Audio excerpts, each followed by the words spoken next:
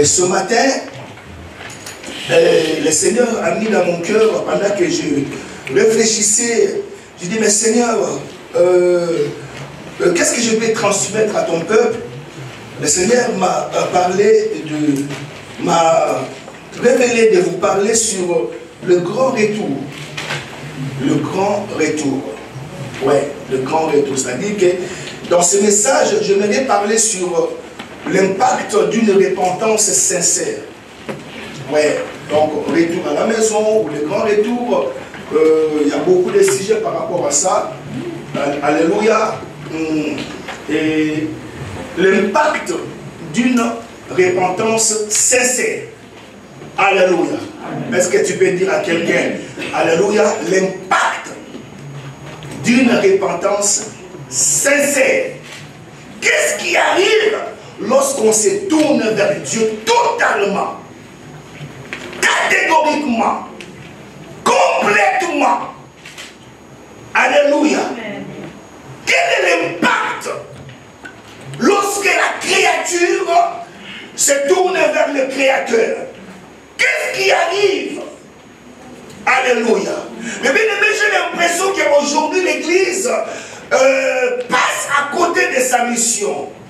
Amen. J'ai l'impression que l'Église prêche. Alléluia.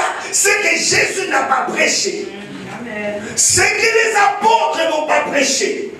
Amen. Amen. Vous savez, lorsque le précurseur de Jésus-Christ, nous l'appelons Jean le Baptiste, lorsqu'il est venu, alléluia, on lui a posé la question en disant, est-ce que c'est toi qui es le Christ? Il dit non, je ne suis pas le Christ, mais je suis une voix qui crie dans les déserts. Et ma mission est de préparer le chemin du Seigneur. Alléluia. Et il avait qu'un message. Il a prêché sur la repentance. Amen. Alléluia. Et il sortait. Il disait, alléluia. Il n'a pas prêché sur la prospérité. Malgré que je crois ce message. Alléluia. Il n'a pas prêché sur le combat spirituel. Mais je crois ça. Parce que le combat spirituel est biblique. Il n'a pas prêché non plus sur la foi, mais il a prêché sur la repentance. Il s'est focalisé sur la repentance en disant, répentez-vous. Alléluia. Amen. Car le royaume des cieux est venu vers vous. Le royaume des cieux est proche de vous. Pour y accéder, vous devez vous repentir. Il a prêché la repentance. Alléluia. Et après avoir préparé le chemin, alléluia, lui-même il est venu, Jésus, le Fils de Dieu. Alléluia. Mais Jésus aussi, il n'a pas prêché notre message. Jésus, il a prêché aussi sur la repentance. Or, c'est lui qui est la parole incarnée. C'est lui qui est la parole qui s'est faite chair. Alléluia. Mais quel est le contenu de son message? C'est là que je vous dis que parfois, j'ai l'impression que l'Église a passé de côté. Église, j'encourage quelqu'un à prêcher la repentance. Amen. Alléluia. J'encourage l'Église du Seigneur à prêcher la repentance. Parce que c'est le message qui nous tourne vers Dieu. Amen. Je vais prêcher la bénédiction. Comme beaucoup de gens, alléluia, aiment la bénédiction. Mais tu peux être béni, mais tu te retrouves en enfer. Mon Dieu. Amen. L'Esprit parle à quelqu'un. Amen. Jésus a prêché sur la repentance. Il a dit, répentez-vous, car le royaume de Dieu est venu vers vous. Juste après qu'il puisse prêcher la repentance, il est parti. Il a laissé la mission aux disciples. Mais quel était le message des apôtres? Alléluia. Nous bâtissons notre foi sur le fondement des apôtres. Amen. Et qu'est-ce qu'ils ont prêché? Est-ce que leur message, je ne dis pas que le combat spirituel c'est mauvais, mais toute ta vie, papa, tu ne vas pas les concentrer à lier les démons. Il y a plus que ça. J'ai l'impression qu'on parle beaucoup des démons, alléluia, par rapport au Christ. méprisons plus les œuvres du diable par rapport aux œuvres que Jésus a accomplies à la croix. Parlez-moi de Jésus. Parlez-moi de ce qu'il a fait pour moi à la croix.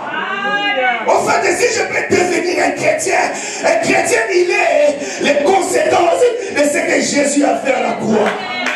Non, je dis que j'ai changé de temps. Si je peux devenir un chrétien, les chrétiens, c'est le résultat de la croix. Alléluia. C'est cette croix que Jésus a crié bibliquement que tout est accompli. Prêche-moi Jésus. Ne me parle pas des démons.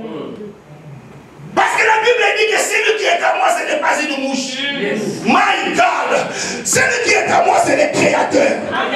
Allez, il est plus grand que les créatures. Pourquoi l'Église valorise les diables ici? Alléluia. Pourquoi? Une fois qu'on cite le nom de Jésus, ce qui vient après, c'est les démons. Dis à quelqu'un, il est plus grand que Satan. Il est plus grand que Satan. Tu lui. Amen. Alors la repentance, c'est quoi? La repentance, c'est le retour. Alléluia. C'est quelqu'un qui a suivi un mauvais chemin. Vous savez, si je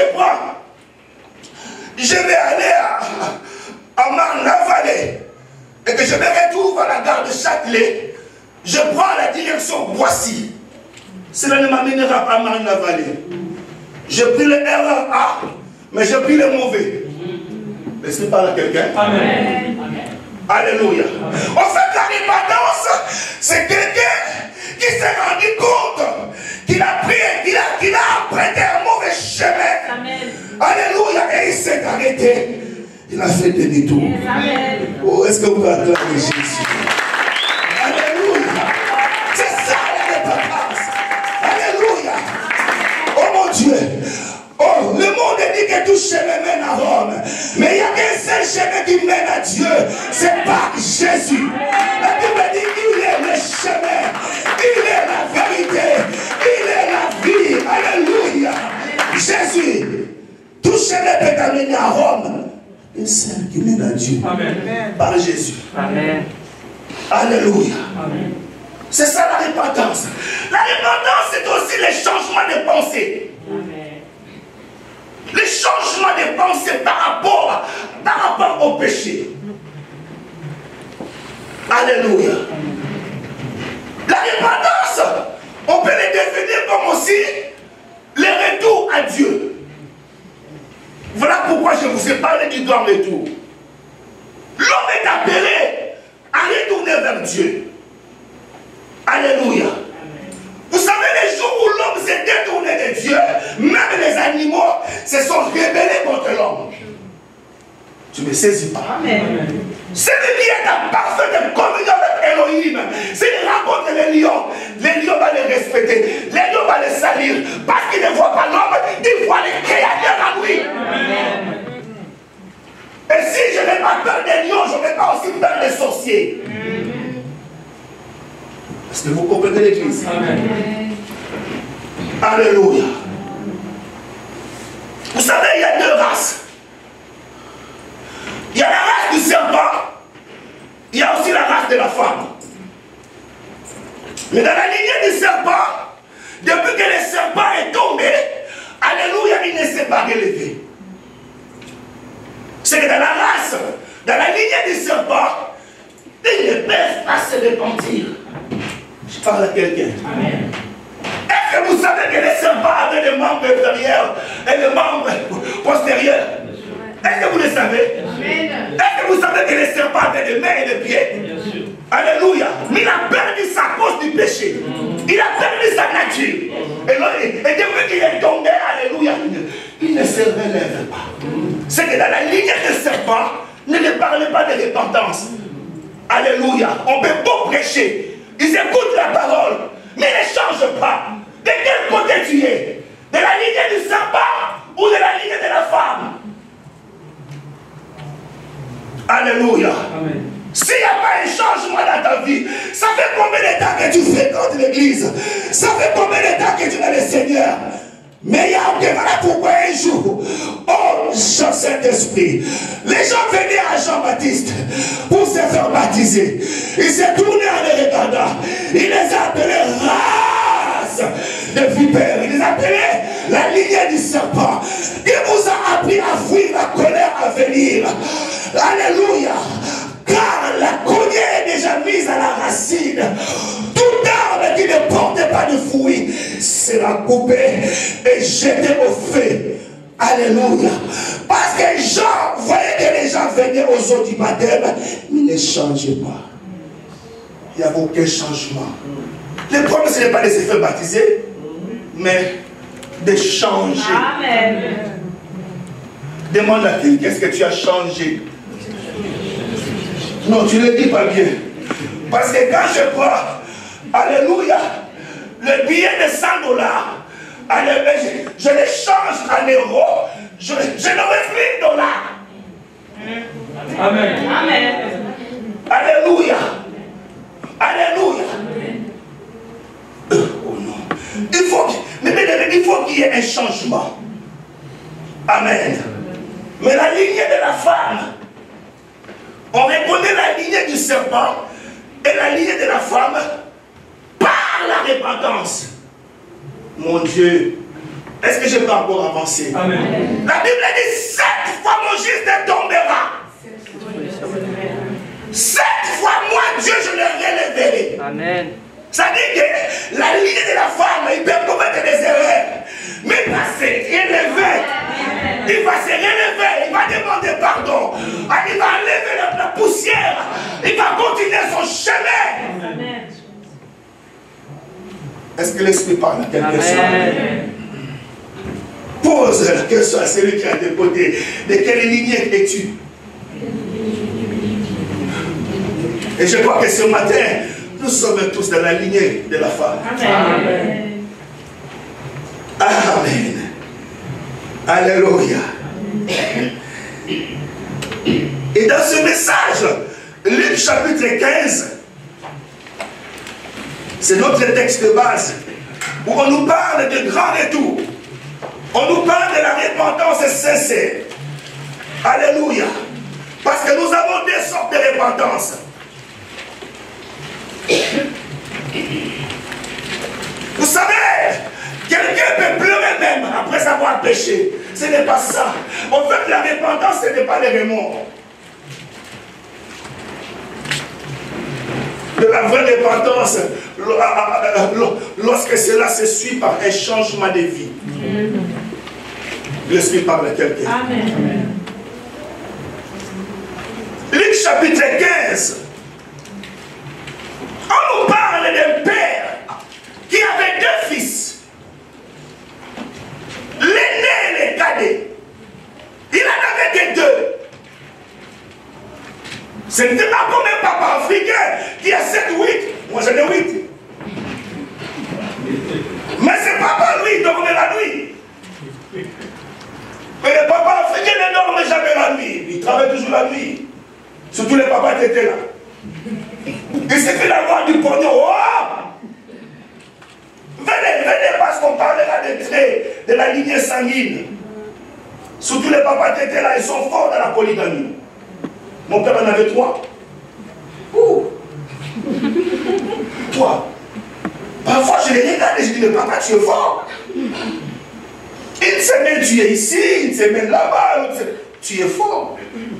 Tu as l'onction de Salomon. Amen. Amen. Alléluia. Mais ce fameux papa, il en avait 2. Mais dans sa grande surprise, il voit le plus petit, le cadet, venir réclamer l'héritage. Dis avec moi héritage. En fait, l'héritage, c'est quoi? L'héritage, c'est quelque chose qu'on lègue à quelqu'un après sa mort. My God. Amen. Alléluia. Normalement, ce jeune homme, papa dit, il devait réclamer son héritage après la mort de son papa. Mais ce sont pas comme des enfants africains qui cherchent à empoisonner leur père afin qu'ils puissent vendre la parcelle. Ça s'est fait aussi ici en Europe. Mais je crois que cela n'est pas ton cas. Amen. Est-ce que l'église est là? Amen. Maman, on réclame l'héritage après la mort du testateur. Amen. Voilà pourquoi l'aîné n'a pas pu oser réclamer. Mais le cadet, le plus jeune, parce qu'il n'était pas immature. Amen. Est-ce que vous comprenez ça? Mais normalement, les papas devaient lui refuser ça. Vous êtes là? Amen. Normalement, un papa... C'est comme par exemple, je vois l'un de mes fils venir dire, papa, donne-moi la part qui me revient. Tu es malade. Tu es malade. Est-ce que je vais te donner la Bible? Amen. C'est l'héritage des héritages. Amen. Oh, tu rigoles, mais c'est l'héritage des héritages. Amen. Amen. Donc normalement le papa devait refuser. Mais quand même il lui donne ça. Parce que l'enfant dit la part qui me revient. Est-ce que vous savez qu'en Christ nous avons la part qui nous revient? Amen. Amen. Je peux arrêter le message ici. Alléluia. Si tu comprends ça, tu es béni. Amen. La guérison fait partie de notre héritage. Amen. En fait, l'héritage, c'est un paquet. C'est un paquet.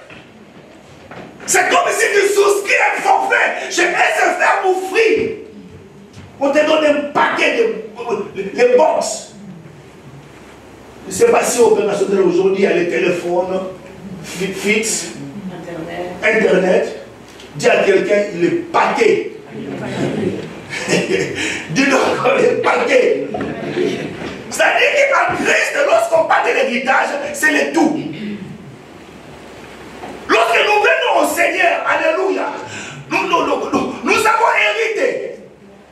Et la Bible dit que nous sommes les héritiers de Dieu. Oh, c'est là que les dieux nous troublent. Amen. Amen. Est-ce que tu comprends ça? Nous sommes les héritiers de Dieu et les co-héritiers du Christ. Cela veut dire quoi? Cela veut dire que, alléluia, tout ce que Jésus a. C'est-à-dire que nous bénéficions de la même, alléluia, héritage avec Jésus. Amen. Tu me comprends pas? Tu as du mal à me saisir. Tout ce que Jésus a, nous aussi nous avons. Amen. Mais qu'est-ce que Jésus a?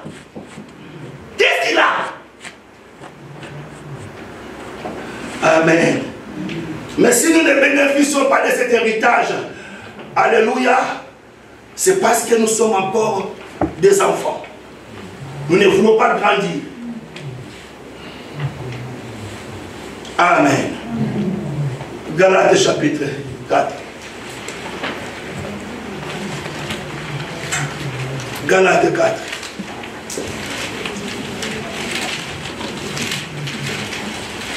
Oh Seigneur, aide-nous à comprendre cela. Oh, vous savez, c'est comme si tu es un héritier, mais tu vis comme un clochard. Laissez-moi lire ce passage. Tu as tout, mais tu vis dans la pauvreté. C'est comme RDC. Potentiellement, nous sommes riches. Mais allez nous voir comment on est.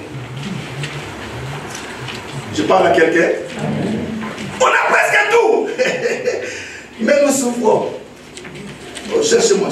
Galates chapitre 4, verset 1er. Oui. Or, aussi longtemps que l'héritier est enfant. Tu es héritier. Dis à quelqu'un, tu es héritier. Oh. Mais pourquoi tu ne jouis pas de ton héritage? Parce que tu es enfant. Oui. Or, aussi longtemps que l'héritier est enfant, je dis qu'il ne diffère en rien d'un esclave. Il est héritier, mais il est enfant. Et comme il est enfant, il ne diffère à rien avec un esclave. Quoi qu'il soit le maître de tout. Mais il est le maître de tout. Oh, Quelqu'un comprend? Amen. Tu es héritier, mais alléluia. Vous savez, tu es héritier, mais tu vis dans la maladie. Mais pose-toi la question, parce que nous sommes les co-héritiers du Christ. Est-ce que Christ est malade? Non. Mais pourquoi toi tu es malade? Si tu comprends ça, tu es guéri. Amen. Sans l'imposition des mains. Amen. Que le Saint-Esprit nous aide à comprendre ça, l'Église. C'est important. Amen. Donc le premier point que je voulais partager avec vous, que nous sommes des héritiers de Dieu et des co-héritiers du Christ. Alléluia. Nous possédons des parts qui nous reviennent. Et deuxième point, alléluia, comment maintenant nous arrivons à perdre cet héritage? Je suis toujours dans Luc chapitre 15. Il est venu réclamer son héritage auprès du Père. Le Père ne lui a pas refusé. Le Père lui a donné. Alléluia. Mais, regardez, la Bible dit que lorsqu'il prend son héritage, l'erreur encore qu'il fait, est-ce que tu sais que tu peux vivre avec l'héritage près du Père? J'ai l'impression que l'église n'est pas là. Amen. Alléluia. Amen. Il prend son héritage, mais il s'éloigne du Père. Il y a des choses auxquelles le Père va toujours te coacher. Amen. C'est comme tu te maries, maman. Alléluia. Ne t'éloigne pas des parents. Parce que tu peux revenir vers maman pour lui dire, maman, comment on fait pour vivre le mal dessus?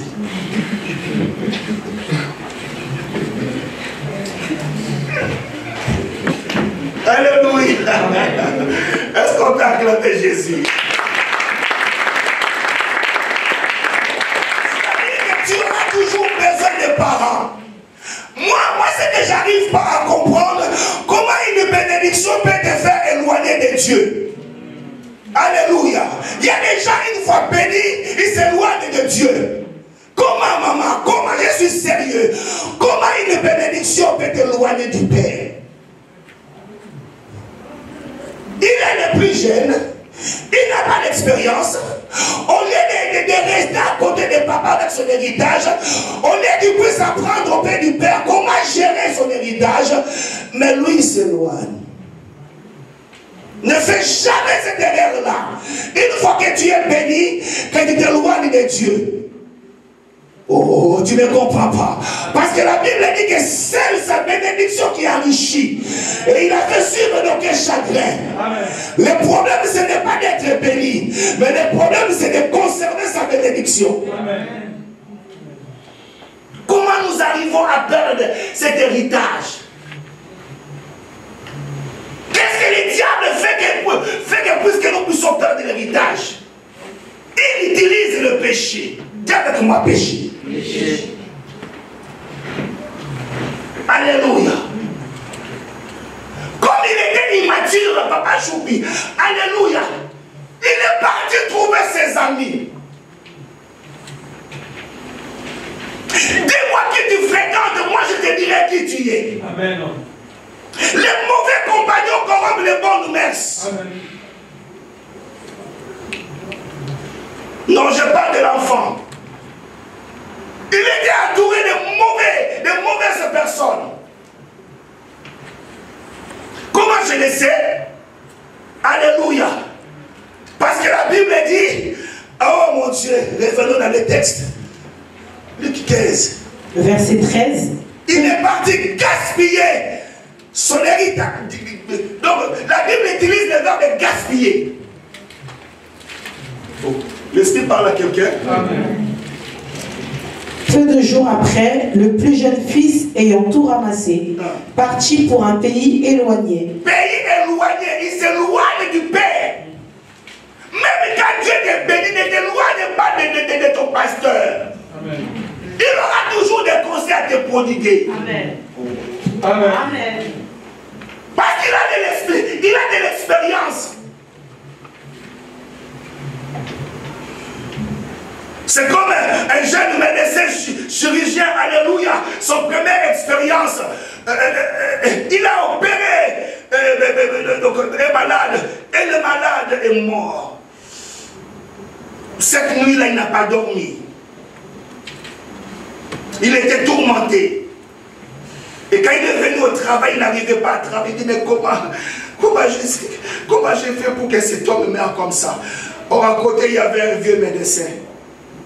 Il appelle, il dit, moi j'en ai au 22e décès.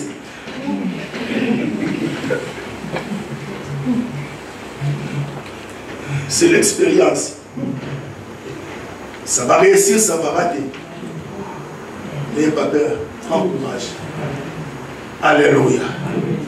Alors, quelqu'un comprend cela? Amen. Dis encore à quelqu'un, ne t'éloigne pas de tes parents une fois que tu es béni. Non, je parle à l'église, maman Virginie. Tu verras quelqu'un, une fois qu'il y a les dons de guérison, alléluia, il commence à minimiser son pasteur, alléluia, et il commence une église juste à côté, Oh. Mais allez à Pierrefitte, je prêche. Oh, nous enrichissons les Juifs. Alléluia. Oui, tu as le ministère, mais tu peux attendre. Tu n'as pas encore l'expérience. Est-ce que tu as reçu l'opposition de Satan? Les gens sont tellement pressés. Alléluia. Oui, mais la Bible dit, il a gaspillé son héritage en vivant dans la débauche. Mais pourquoi la Bible met l'accent sur la débauche? Église, suivez-moi, je suis sérieux. Il n'y a pas un autre péché qui nous fait gaspiller notre héritage si ce n'est le sexe. Oh, là il faut que je puisse relâcher un peu la pédale. Oh, vous êtes d'accord là? Amen. Est-ce que vous savez pourquoi le péché du sexe est monnaie courante? Alléluia. Parce que les démons, alléluia, le moyen le plus sûr où les démons se transmettent, c'est par le sexe. Je suis une vidéo qui m'a attristé, un pasteur qui est mort juste après la prédication. J'étais choqué. Il craignait Dieu. Il avait l'église. Mais il était envoûté par une dame. Il est tombé dans le péché du sexe. Et le fameux pasteur, vous savez, alléluia, vous devez soutenir les hommes de Dieu. Amen.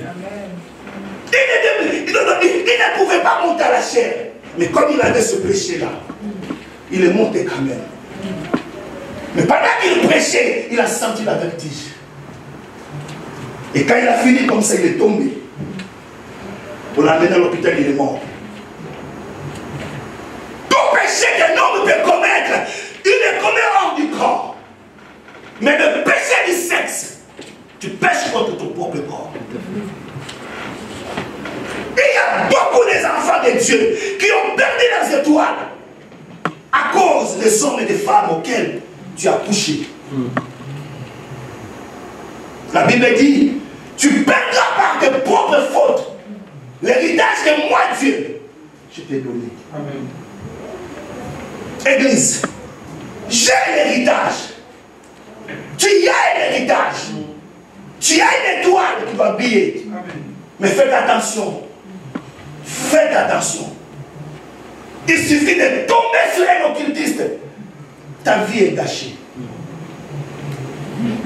Ta vie est gâchée. Oh, laissez-moi encore insister encore là-dessus. Parce que c'est ce péché qui est mon époux. Alléluia. Vous savez, il y a même des hommes qui disent que non, j'ai la chance. Cette sœur-là, je n'ai rien fait. Alléluia. C'est elle-même qui me cherche pour que je couche avec elle. Non, mais oui, mais tu ne sais pas ce qu'elle cherche en toi. Amen. Tu ne sais pas. Tu ne sais pas. Vous savez, le diable, il est tellement rusé. Il voit les étoiles que nous avons. Si on appelle Jésus l'étoile brillante du matin, c'est que nous aussi nous sommes des étoiles. Amen. Et le but du diable, c'est d'éteindre cette étoile-là. C'est de l'étouffer. Mais comment il étouffe ça? Au moyen du sexe. Tu verras un enfant de 13 ans, 12 ans, elle est déjà émancipée en domaine du sexe. C'est regrettable. Le plus beau cadeau que tu peux donner à ton mari, c'est ta virginité. Est-ce que tu me saisis? Je suis dur envers toi, c'est toi. Alléluia. Le plus beau cadeau. Garde ton corps jusqu'au mariage. Parce que tu ne sais pas. Et le jour où tu en auras besoin et tu veux donner naissance, il n'y a pas des enfants. Parce que, vous savez, j'ai suivi un témoignage des satanistes. Alléluia. Lui, quand il prend une fille, il l'amène à l'hôtel. Alléluia. Et là, il vole son étoile. Tu ne mettras plus au monde. Et voilà pourquoi l'église aujourd'hui a un grand travail de délivrance. Demande à quelqu'un où est-ce que tu as vendu ton étoile. Demande-lui, pose la question.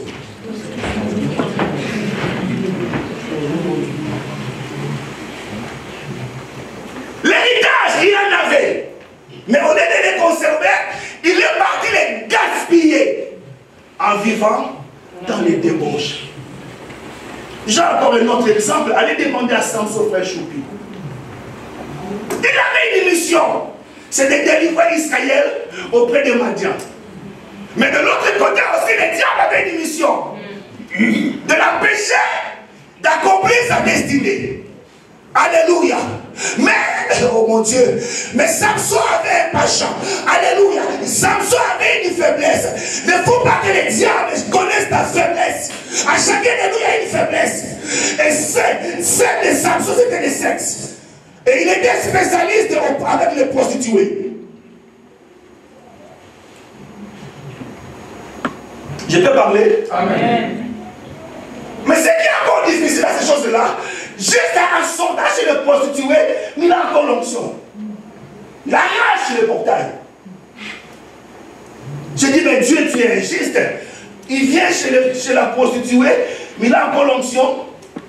C'est ce que beaucoup de gens ignorent. Je vais commettre le péché, mais je prêche encore. Il y a encore l'onction. Non, il y a encore l'onction. Oui, lorsqu'on débranche les ventilateurs, alléluia, les églises continuent à tourner. Le fil a été déjà débranché. Est-ce qu'on peut acclamer? Amen.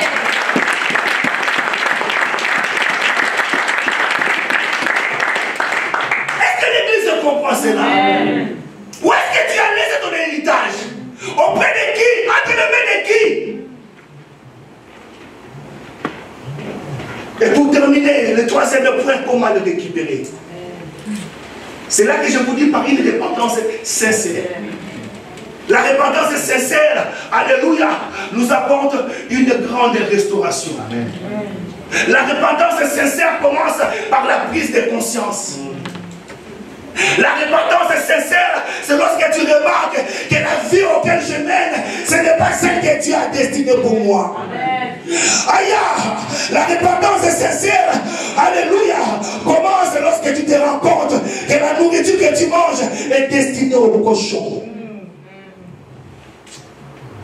Un prince qui vivait dans le palais, mais se retrouve dans la porcherie. Combien des enfants se retrouvent dans la porcherie? Combien?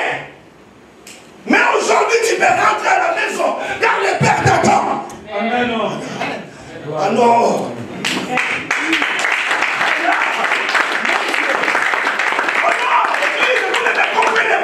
La Bible dit que, alléluia, là où le péché a abondé, la grâce de Dieu a surpris.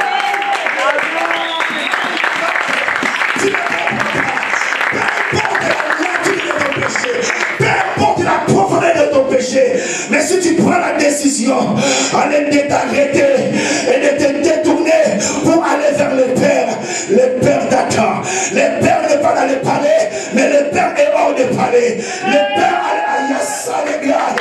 Le Père a toujours le regard là où tu es parti.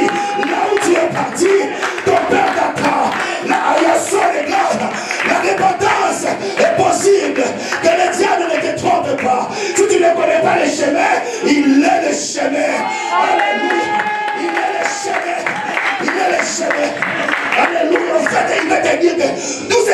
gaspillé. Dans la maison de mon Père, il y a encore de la nourriture. Amen. En abondance. Amen. En abondance. Est-ce que tu comprends ça? Ce que tu as gaspillé là, ce n'est que des mini. Alléluia. Mais il a dit, je m'énerverai. Là, il ne parle ni à Dieu ni au diable. Il parle à sa conscience. Ce matin, où est-ce que tu es mon fils? Ce matin, où est-ce que tu es ma fille? Tu es où? Par rapport à l'endroit où Dieu t'a laissé. Tu es où? Mais tu peux repousser le chemin. La grâce t'attend. Alléluia, non, j'ai dit que la grâce t'attend. Amen. Il n'est pas venu condamner le monde, mais il est venu afin que le monde soit sauvé par lui. Car la loi est venue par Moïse, mais la grâce et la vérité sont venues par Jésus. Alléluia. Amen. Il dit non. Non, si vous allez rester, moi je rentre. Là, il disait à ses amis, alléluia, ce n'est pas ma place ici. Non, est-ce que l'Esprit parle à quelqu'un? Ce n'est pas ta place. Tu es un prince. Tu es une princesse. Mais tu vis comme un clochard. Ce matin, tu peux prendre la décision de retourner. Alléluia. Amen. Les gens croient que lorsqu'on retourne à Dieu, Dieu va nous chasser. Non. Il n'a pas l'amour, mais il est lui-même l'amour. Amen. Au nom de Jésus. Avance, c'est ça. Les gens croient que non, alléluia, tu as gaspillé, je t'avais donné 1 million, tu as fait quoi avec? Alléluia, et en plus, tu les as gaspillés par des prostituées. Hein? Non. La grâce est encore là. Amen. La grâce ne juge pas. Amen. J'ai dit que la grâce ne juge pas. Amen. Alléluia. Il a dit, où sont les gens qui sont venus te condamner? Il dit, maître, ils sont partis. Il dit, moi non plus, je te condamne, mais lève-toi et ne recommence plus. Amen. Ne recommence plus. La grâce est là sur ma terre. Amen. La grâce coule encore. Alléluia. Et quand il a pris la décision de retourner vers le papa l'attendait. Le papa. Vous savez que Dieu peut arrêter l'adoration. Alléluia. Quand il voit un pécheur se retourner vers lui, il dit au ciel, taisez-vous. J'ai dit que Dieu peut arrêter l'adoration pour accueillir un pécheur qui retourne vers lui. Tu as tellement de la valeur et t'as coûté le sang de Jésus. Amen. Tu ne comprends pas. Amen. Tu représentes beaucoup devant Dieu. Alléluia. Mon Dieu. Vous ne pouvez pas. Vous savez, dans cette histoire, beaucoup de choses ont changé. Mais il n'y a que le Père qui n'a pas changé. Son amour n'a pas changé. Il était le même quand l'enfant est parti. Il reste toujours le même quand l'enfant est parti. Oh mon Dieu, tout peut changer. Ton mari peut changer. Ta femme peut changer. Il n'y a que Jésus qui ne change pas. Il est toujours le même. Hier, aujourd'hui et pour toujours. Son amour, la Bible dit, son amour est éternel. Tu ne me saisis pas. Amen. Maman, je te dis la vérité, tout peut changer. Mais lui, vous êtes là? Comment, au fait, le Père, c'est l'image de Dieu. Normalement, le Père devait se retrouver dans le palais. Mais il est dehors. Dieu t'attend, pas dans l'église. Il t'attend dehors. Alléluia. Il sait que ma fille est partie. Il sait que mon fils est parti. Mais il t'attend. Peu importe ce que tu as gaspillé. Mais il y a encore de l'abondance. Il y en a encore en abondance. Il y a encore la grâce. Mais ce que j'aime à ce Dieu-là, pour terminer ma prédication, lorsqu'il regarde l'enfant, frère Marol, mais l'enfant vient d'où? De la porcherie. Oh, la porcherie sent mauvais.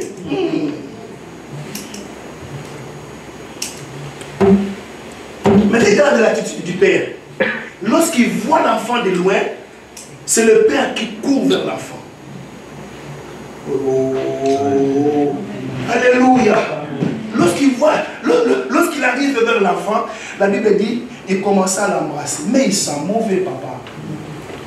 Il vient d'où? Non, l'amour du Père. C'est le présent continu.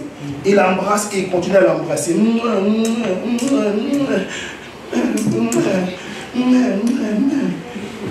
Le présent continue. Il embrasse et il continue à l'embrasser. Si c'était toi, tu allais recevoir de loin. Tu sens mauvais. Mais lui, il n'a pas regardé sa sainteté. Vous savez, alléluia. Oh Dieu, vous savez, c'est Dieu qui est saint. Alléluia. Il n'a pas peur de se salir avec le péché. Il l'embrasse, il continue à l'embrasser. Vous savez, c'est l'amour du Père qui nous change. Amen. Tu ne comprends pas ça. C'est l'amour qui nous change. Lorsque quelqu'un ne t'aime pas, il faut l'aimer. Amen. Et à l'aimant, il finira par t'aimer. Amen. Car l'amour est plus fort que la mort. Alléluia.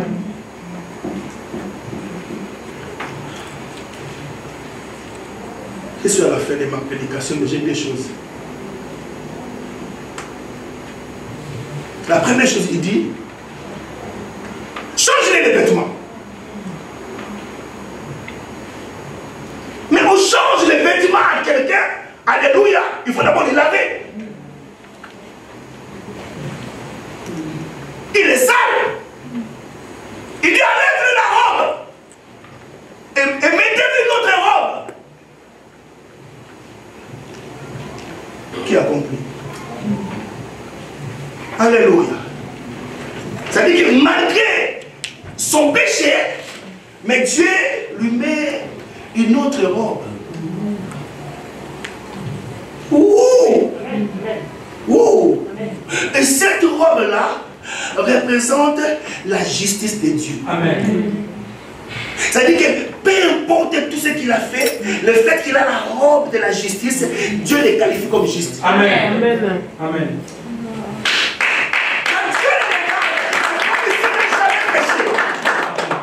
Voilà pourquoi la Bible dit, qui accusera les ennemis de Dieu?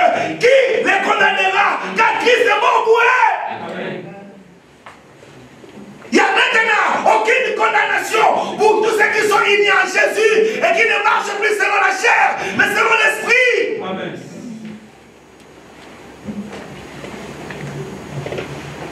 Est-ce que ce matin tu as cette robe-là? Est-ce que ce matin tu portes cette robe-là? La robe, c'est la justice de Dieu. C'est comme un jour, alléluia, le roi a organisé une fête et les gens ne voulaient pas venir.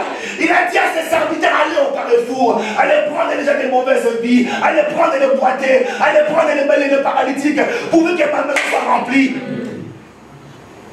Et la maison était remplie, celle-là. Mais lorsque le roi est entré, il a trouvé un homme. Mais il dit, comment tu as pu entrer ici? Parce que cet homme n'avait pas d'habit. N'avait pas de vêtements de justice. La première des choses, lorsque nous revenons à Dieu, alléluia, il enlève notre propre justice. La Bible dit que la justice de l'homme, c'est comme un vêtement souillé. Il enlève le figuier, il nous met la peau d'un animal, il nous met la peau, il nous met la justice, sa propre justice. Dieu nous regarde au travers de sa propre justice.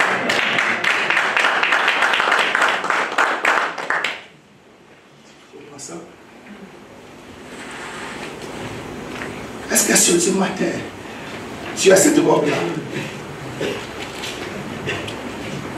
Je ne parle pas de bazin. Je ne parle pas de costume. Je parle de la robe. Mettez-lui la robe.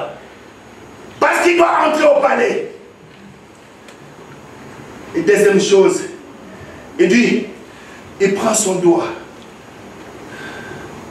Tout le monde peut t'abandonner. Mais moi, je ne t'abandonnerai pas. Je suis ton papa. Donne-moi ton doigt. il donne le doigt. Le père prend un anneau, il prend une bague, il lui met. Et tout ça, Église, il sent toujours mauvais. Vous savez, le monde ne va pas toujours te rappeler ton passé. Toujours. Tu parles de qui?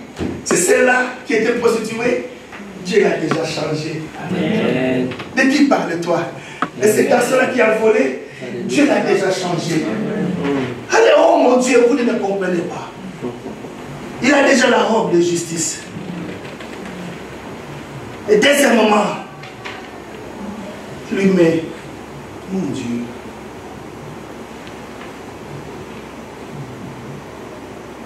la bague de l'alliance. Ça dit que l'enfant revient dans l'alliance avec le Père.